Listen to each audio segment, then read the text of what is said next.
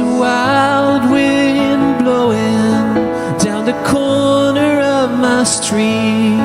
Every night there's the headlights are blowing.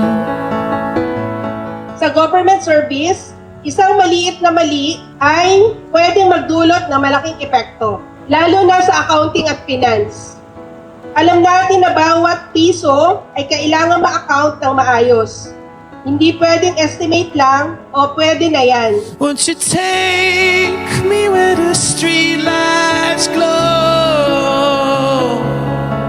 I can hear rain coming like a serenade of sound. Now my feet won't touch the ground.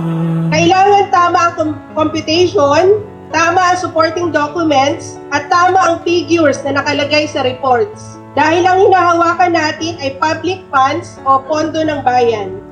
Alalahanin natin ang salitang correctness.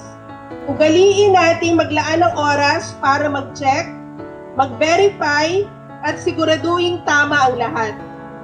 Dahil sa serbisyong publiko, hindi lang mahalaga na matapos ang trabaho. Mas mahalaga na tama ang trabaho. Maraming salamat po at magandang umaga po sa ating lahat. Won't you take me where the streetlights glow?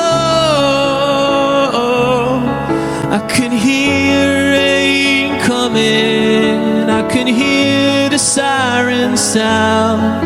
Now my feet won't touch the ground.